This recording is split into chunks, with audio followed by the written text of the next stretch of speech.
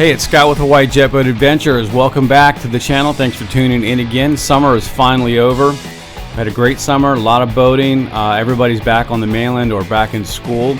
And this is my return to putting videos together. This is a video about more small accessories and how to put them together on our boats.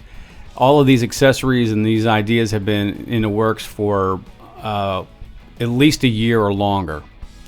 Please note that what you're going to see here in the first part is an electrical and battery type of how we're getting battery power up to the dash, but yesterday I changed that out. So there's going to be a new video about what I've done to the boat to make it more user-friendly. But still, you can take a look at this and get some of your own ideas if you're new to boating and trying to put your first accessories on your boat. This will help you. So first up, does your battery, have you hooked some accessories up and does it look kind of like this? This is what mine started out to look like when I first started adding things to the boat.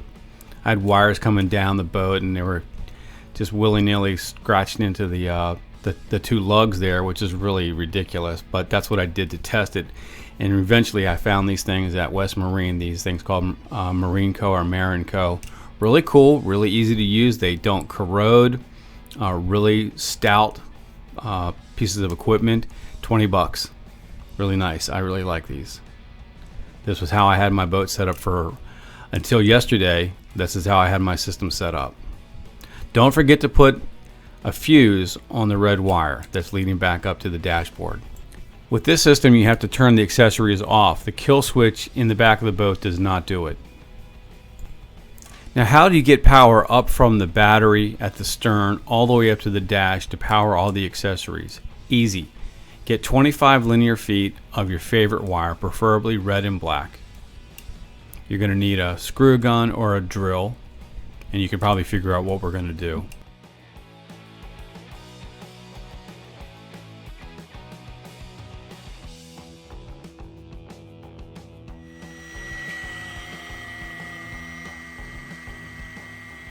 Alright, so once you got the wires all twisted tight, you're going to thread them from the dashboard area all the way down the starboard side of the boat, around the back of the stern, and then back up to the port side to the battery.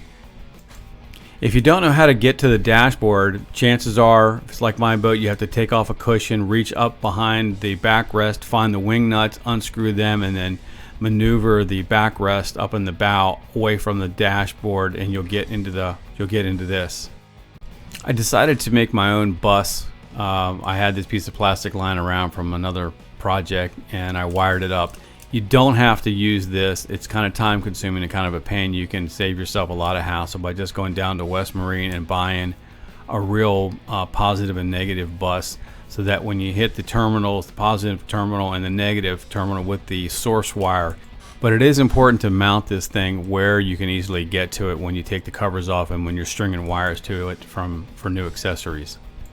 This next accessory is one of, or the problem that I've had since day one. I'm still struggling with it, trying to come up with the right combination of fenders to protect the boat from all these crappy bulkheads that we have to adjust to. Look at all those. Look at all those. I think there's seven fenders on this boat to try and keep it away from that concrete block. I tried hull huggers, as you can see in the picture. Great idea. Love the fact that they swivel and they contour to the boat, but to be quite honest with you, they're too small, too lightweight. They move out of the way when they get rubbed, and when the boat comes in and leans against them, they compress all the way almost flat. So I would say do not buy these if you have one of our Yamaha boats with the unique shaped hull. Better for a PWC, just not a boat. So get yourself some real fenders, which I did, of course, and I won't talk about the 4 blue fenders that I had when I first got the boat, and they're all gone. We won't talk about that, but these new white ones, these low freeboard fenders from TaylorMade, work really good. I tried one and then I maneuvered it around and I figured out that I do need two, and then I still need a third one midship. So I bought this next one. Found this at Walmart. Great price point, 20 bucks. So if you've got a Walmart and they've got a fishing area, they might even have a little boating area, and this is where I picked that up. All right, this next item has been on the boat. I think this was the very first accessory that I got for the boat because it was available. I didn't have to order it. It was down at West Marine. To go solo boating, you should have a mirror. To be tubing or towing somebody, you've got to have a mirror or a second person in the boat. I bought the mirror. Yamaha wanted an arm and a leg for one. I was like, I don't need that, but I could use this. And I thought I remembered paying like $20 for this, and now this thing is up to $45 at either on Amazon or West Marine.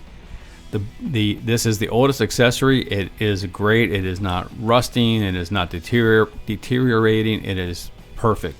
That cam adjustment allows it to swing up and swing down. I don't have it mounted where you see it now. I have it more to the right, to the starboard side, where it starts to windshield starts to curve. You can drop it when you're not using it, and it will allow you to put your cover back over the top without it hanging up. Great little tool. The next item is a life jacket. It's a modern take on a life jacket using compressed air, and this allows you to have a life jacket that is a low profile horse collar. I needed a US Coast Guard approved model, so I chose the Onyx 24 or AM24. A and M stands for automatic and manual. This has a dissolvable tablet that when you hit the water, 1001, 1002, poof, it bursts up. It doesn't have to have that dissolvable tablet because once you burn that, you have to replace it. So I opted to not use the dissolvable, but to instead use a manual cartridge. That little red tab that you see on the left at the bottom, that's the pull tab for the manual. So if it's charged and you hit the water, you just pull that and it inflates. It's lightweight. I can get it on and off real fast. It doesn't get in the way, and I store it all the time. Unless I'm wearing it, I store it on the boat at the dash behind the windscreen. This next thing is a simple device. It's a Coleman 12 volt quick pump for pumping up all of your air accessories, the tubes, chairs, you name it. If it needs air, this is the thing to have. It's 12 volt. It works like a champ. I'm surprised that it has lasted this long considering how much abuse that it takes, and we're in salt water. Lastly, we're going to talk about something that I found I forgot where I found it, but as soon as I saw it, I had to have it, and it's so cool. If you're doing any kind of work on your boat trailer or in your boat and you need to connect wires up, typically you would be using a butt connector like you see at the top of the screen, or a wire nut, and then trying to do all kinds of weird things to make it moisture proof. Well, somebody came up with this great idea to combine shrink wrap and a low burning point or low melting point solder, because these little things, you put the wires in the ends, bring them up to the middle, hit it with a lighter or a heat gun, and the solder will melt, make the connection, and then the heat will shrink wrap the material around your wire to make it waterproof, or at least to make it water resistant.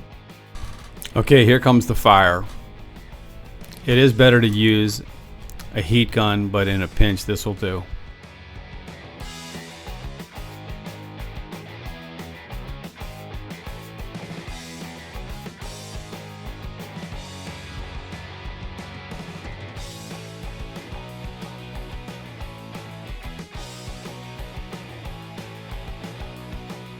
All right, let's recap. Battery accessory, low freeboard TaylorMade fenders, a mirror, a new life jacket, Coleman inflator, and those easy solder butt connectors. We are all pow for this episode. Thank you very much for watching. Here come the credits, and there's a little bit of a sneak preview at the end.